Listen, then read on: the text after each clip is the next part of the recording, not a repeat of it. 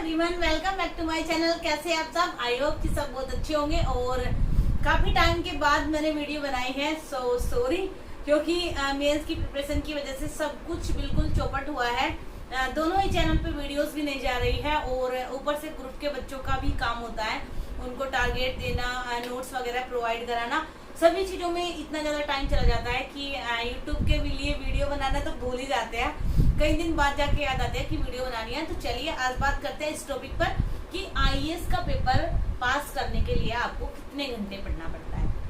सबसे पहले तो मैं आपको एक चीज बता दूं कि घंटे पूरा दिन में सबके पास सेम नहीं होते। कोई जॉब करता है, कोई काम करता है, कोई हाउसवाइफ है, कोई पूरा दिन फ्री है। फ्री मतलब कुछ बच्चे ऐसे होते हैं जिनके मम्मी पापा उनसे कुछ नहीं कराएंगे, बस बोलेंगे कि आप पढ़ाई करो। वो भी पास कर सकता है और जो काम करता है वो भी पास कर सकता है। दोनों में डिफरेंस क्या होता है? मान लीजिए आपको कुछ भी काम नहीं करना पड़ता और आपकी मम्मी ने आपको बोल दिया कि आप बैठ के पढ़ाई करो, लेकिन और आपके पास 9 घंटे हैं, लेकिन आप 9 घंटों में से कुछ घंटे फोन में वेस्ट कर रहे हैं, कुछ घंटे इधर उधर आप स्टेटस देखने में बिता रहे हैं, कुछ घंटे आपने फेसबुक पे कोई पोस्ट आया है उसमें देखने में बिता दिए, कुछ टाइम आप बुक में तो है लेकिन आपका ध्यान कहीं और है।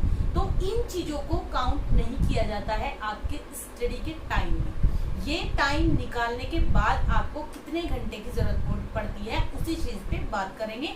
उससे पहले मैं आपको कुछ चीजें बताना चाहूंगी। पहली चीज, मेहनत आपको बहुत ज्यादा करनी है, डेफिनेटली करनी है। मुझे खुद 4-4.5 साल हो चुके हैं और आज तक मैं अपनी मेहनत से परेशान नहीं हुई हूँ।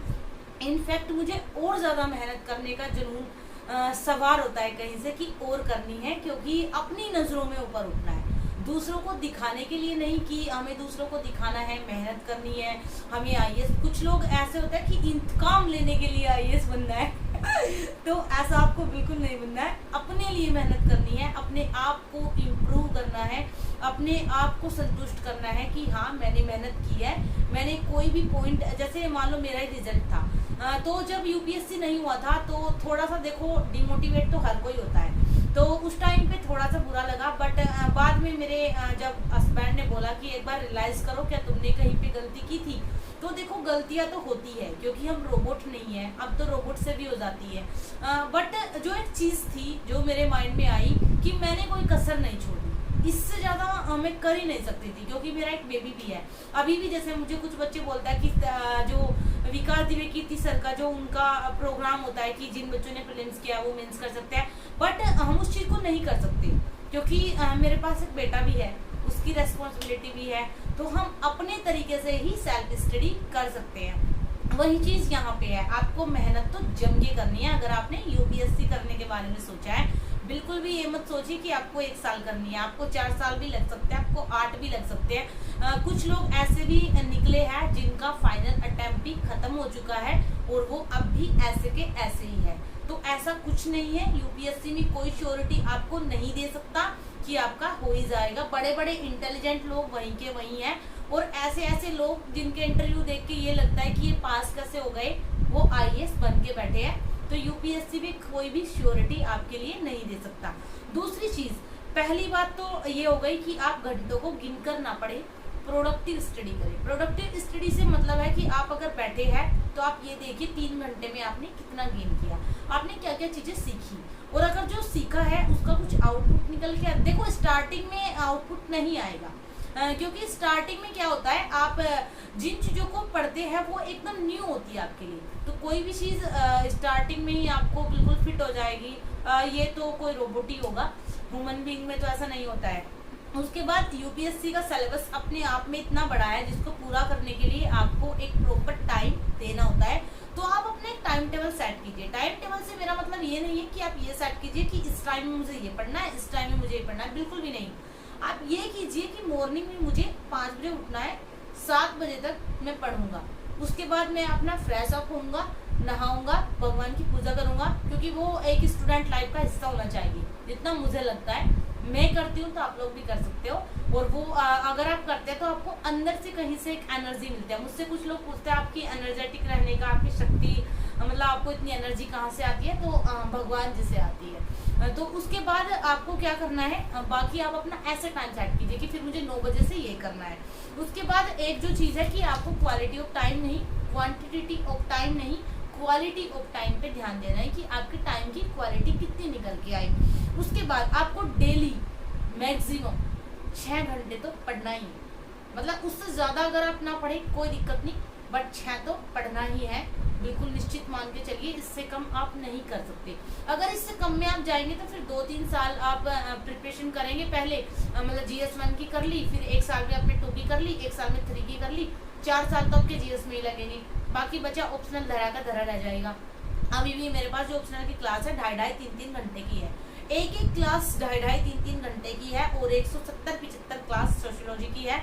ऐसे ही 157 क्लास जो दृष्टि की जो होती है विकास द्विवेदी सर की, वो भी 2-2 घंटे की होती है हिंदी लिटरेचर की।